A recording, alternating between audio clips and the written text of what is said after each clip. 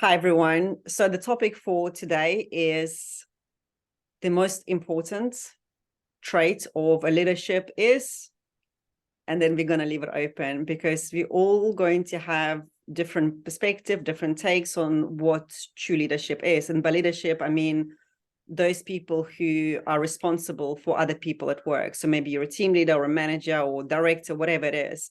And for me, personally, I believe that self-control is one of the key elements when it comes to leadership, because self-control is how you see yourself, how you understand yourself, how in control you are of your own thoughts, emotions, actions, and behaviors. Because let's face it, if you can't control your own shit, you literally can't help other people to take care of their needs, to lead them in a way that they need to be led.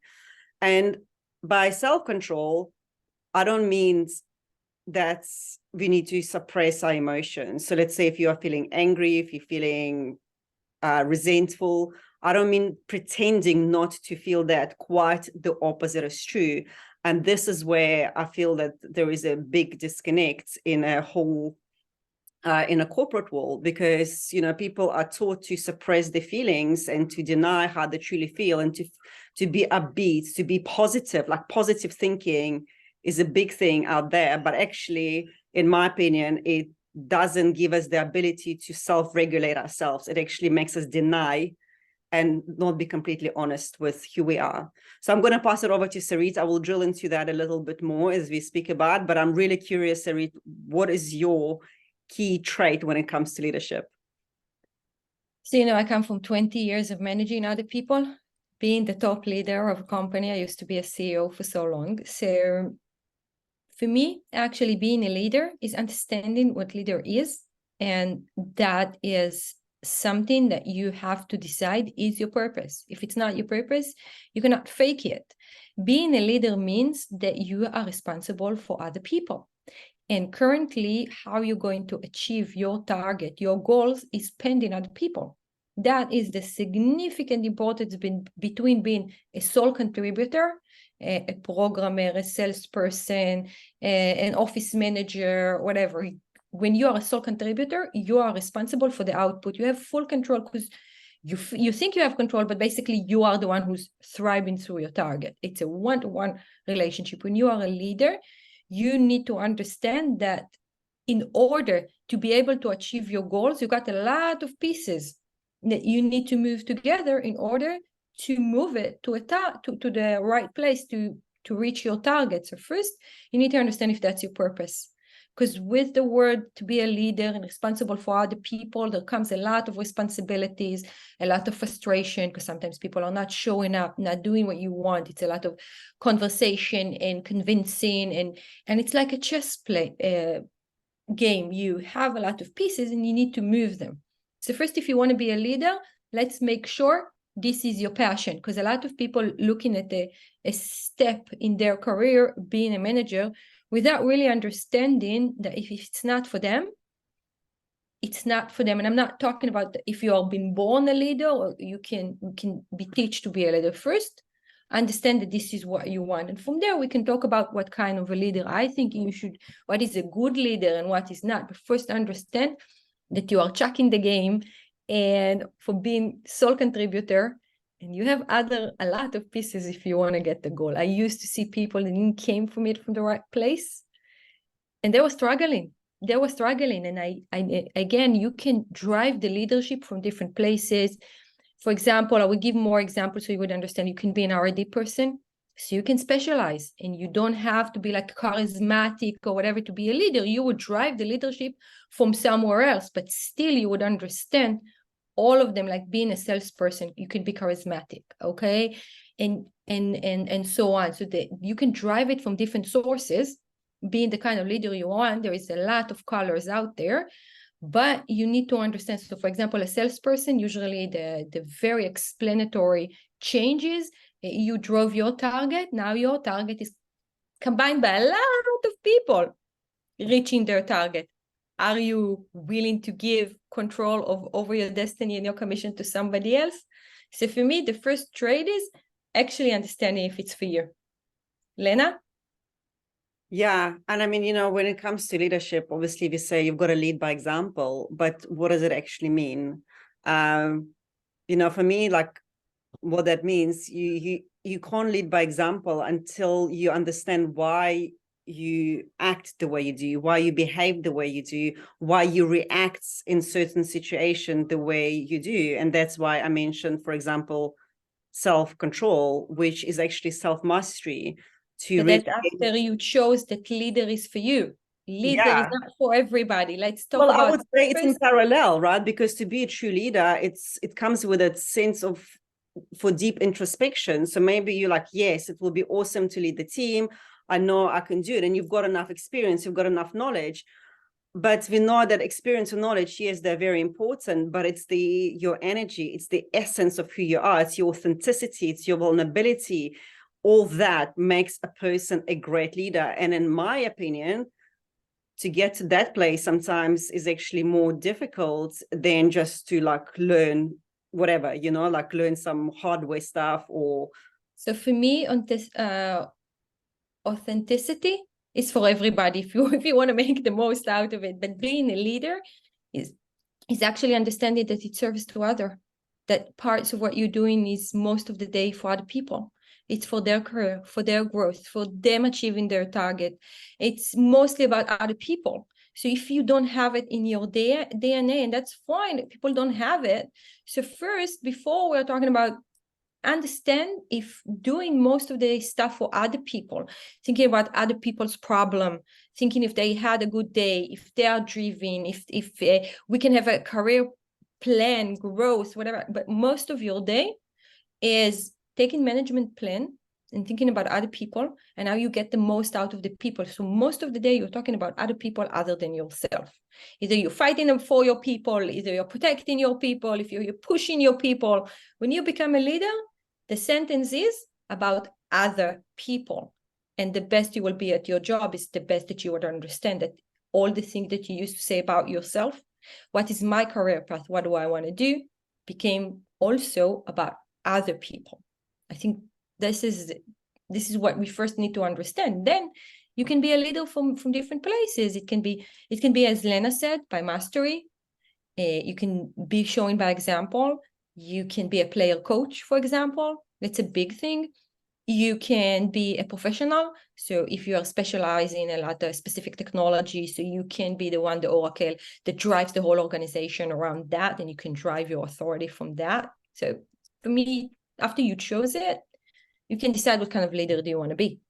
Right. And I just don't believe that you can give from an empty cup, right? So that's why I feel we first have to figure out who the hell we are, our thoughts, sort ourselves out. Emotions is a big thing before we can actually then manage other people. Because otherwise, yeah, I mean, I completely agree. Leadership, and I worked in corporates, I don't know, over 15 years, and I worked for many CEOs, directors, managers, team leaders, but only very, very few, maybe like two, that stuck for me, because you could see that they were not giving from an empty cup, they were giving from overflow. They were very centered. They knew their values, they knew who they are. And actually, one of them especially, she used to work with Richard Branson when he first started his Virgin company. So she was his first director he ever hired. I can't remember her name now. And I worked very closely with her. And just being in her presence, her energy, it was so impactful.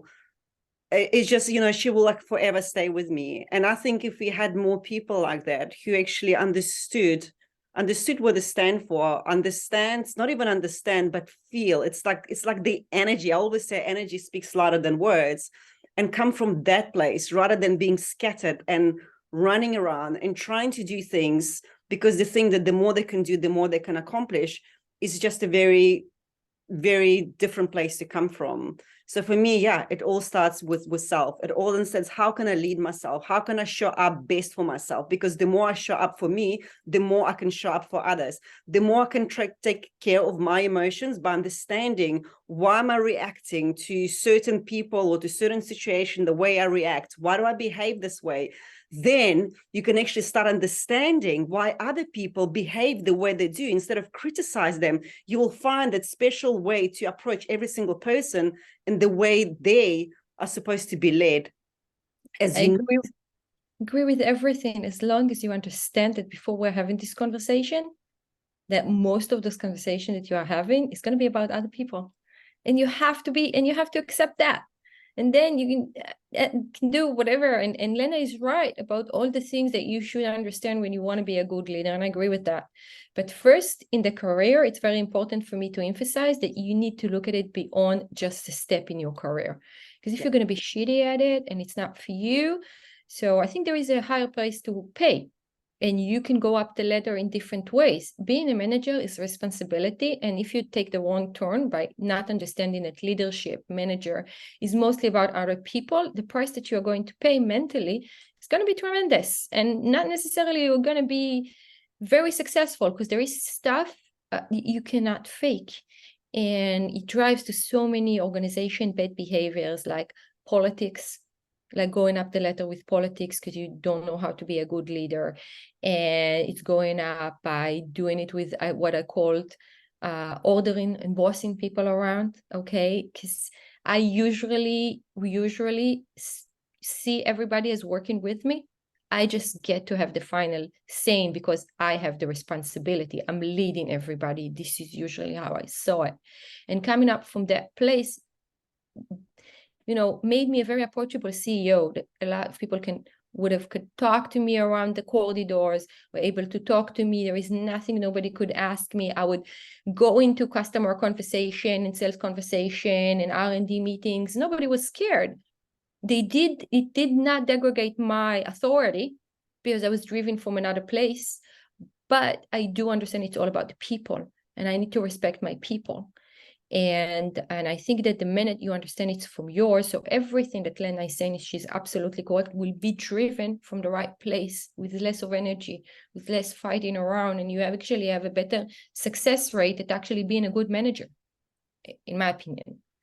Yeah, no, completely, because that's what I was going with it. So many managers and I was working with, they just were too much focused on doing like technical stuff, because I come from a technical background, rather than really being there for the people. And so many times I remember, especially in one job, I would turn around because my manager was sitting behind me and I wanted to discuss like even some personal stuff, and he'd never be there because his days were scheduled from meeting to meeting and then writing software and testing. And so basically they were doing everything but managing people. And that's what I meant by being very scattered, the energy. So you've got to decide, like what Sarit said, are you here to lead people, or are you here to code, or are you here to test, or are you here to write specs? Like, where do you fit in? And if you are here to lead others, then you've got to lead by example, by understanding who the hell you are, why you behave a certain way, and then giving from that overflow rather than from lack. And I want to give another example. I'm always been about other people. And my first big leader job was leading support, customer success, professional services. From the name of the teams, you understand it's about service. So I used to have in an interview one question. If that question wasn't answered, you couldn't be part of my team. And usually I would look for a sentence, like I would usually ask, why did you came to interview for this job? What will make you happy around this job? If the answer wasn't, the fact I'm seeing the happiness in people that I solved the problem, because I'm so happy to helping other people, you're not part of my team. And why is that? I'm using that as an example because it's very basic and nobody can fake it. If you see the light up in their faces by saying the simplest thing about the job that I was interviewing them, it's like, I'm so happy that I helped somebody solve a problem. I knew they're not driven to this job by the right things. So being in customer success can be very, very exhausting. If you're not filled up, if you don't know what you energize you back, you wouldn't have a longevity in this role. So in leadership, if you don't understand that you need to be driven by other people's success, the fact you lead other people to their success, and this is where you take your energy, you would have a hard time keeping the job and energizing yourself because you didn't came to it from the right place. Yeah, exactly. I mean, I think, I can't remember who said it, but it says that thought never leaves its source. right? So we are the source. What is the thoughts behind wanting to be that leader? And like you said, like what Sarit said, you know, it's here to literally help other people. So let's summarize this, right? So firstly, understand, where do you fit in? Like, what is the thought? What is the drive behind this? Get your own shit together, control your emotions, your thoughts, and not by depriving yourself of, like, you know, feeling the so-called bad emotions, but feel all of them, and self-contemplation, and just sitting there like in silence for a couple of minutes a day, just reflecting. End of the day, where could I have behaved better? Where could I have acted better? Where did I, you know, like, basically self-introspection is so powerful. Just take a few minutes a day. What's the third one, Sarit, you would add? I wanna throw in something that is very, very not popular, what I'm going to say. If the old people are going to be more successful than you, that is the winning goal. Totally. If you don't have a resistance for what I just said, it's a success criteria, you should be a I leader. love it. I like when people that I used to work with are calling me right now, and they're CROs and CEOs and they're driving successful companies. I never do it in comparison to me. I know that I was, you know, I'm gracious enough that I took part of their journey, and I see that even in a small component, I had a success in that. That, I think, is the way a true leader should think. Yeah. So amplifying yourself. Think what power there is in it. If that's not energize you, shouldn't be a leader, in my opinion. Totally. So replace the word competition with collaboration. I don't know, but I mean, it's like, people are using to compare. There's no negative. Usually when you know you want to know where you stand. Okay, you usually compare. We never got to that video, no connotation. You just want to know. So if I drove a company to 30 million and somebody would drive a company to a 50 million, I would be happy for him in any circumstances. If I had something to do with his journey, wow, I will be over the moon, because I was, grateful enough, and I had the luck to take in participation in his journey. I'm missing the word, so it doesn't come out the way I wanted, but you understand what I mean. That I was grateful enough that I was part of the journey. And even if I have like 2% or 3%, think about it. It's amazing. And if you're getting excited for that, what I'm saying, and that possibility, you should be a leader, in my opinion. Definitely. Yeah. Cool. So anything else you want to add before we wrap up? I think we give some good pointers. Let us guys know how that resonates. If you want to add more. And also, I'm curious to hear, what do you think the most important trait in leadership is? Let us know in the comments. Like, subscribe, share. share. Bye. Thank you. Bye.